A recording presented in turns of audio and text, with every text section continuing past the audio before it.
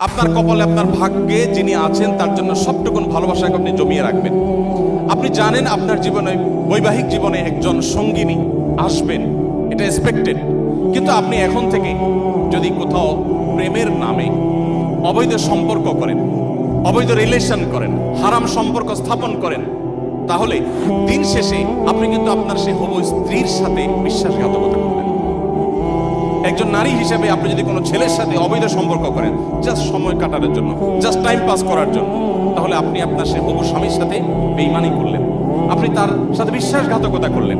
গোটা পৃথিবী বলবে আপনার যৌবনকে আপনি এনজয় করেন, আপনি যৌবনের উচ্ছলতায় হারিয়ে যান, আপনি ভোগ করেন।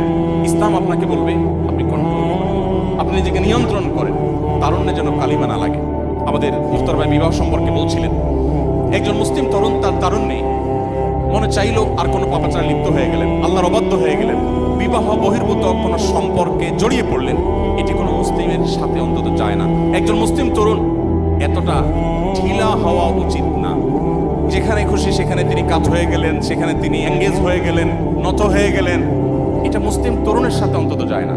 বিশেষ করে কোনো মানুষ বিবাহিত লাইফে থাকলে, তিনি যুগলবন্দি জীবনে থাকলে অন্য কারোর সাথে সম্পর্ক রাখাটাকে গোটা পৃথিবীর সকল সমাজ খারাপ মনে করে। এটাকে মনে করা হয় নীতিহীনতা, যে তুমি একজন স্ত্রী থাকা সত্ত্বেও আরেক নারীর প্রতি কেন আসক্ত, স্বামী থাকা সত্ত্বেও আরেক পুরুষের প্রতি কেন আসক্ত, এটাকে গোটা পৃথিবীর মানুষ দোষের বিষয় মনে করে। নবী করিম সাল্লাল্লাহু আলাইহি ওয়াসাল্লাম যে জীবন দর্শন আমাদেরকে দিয়ে গেছেন সেটা এর চাইতে আরো কয়েক ধাপ এগিয়ে। সেটা হলো আল্লাহ আপনাকে যে তারুণ্য দিয়েছেন, এই তারুণ্যের সবটুকুন ভালোবাসা আপনি জমিয়ে রাখবেন আপনার সে জীবন সঙ্গিনীর জন্য।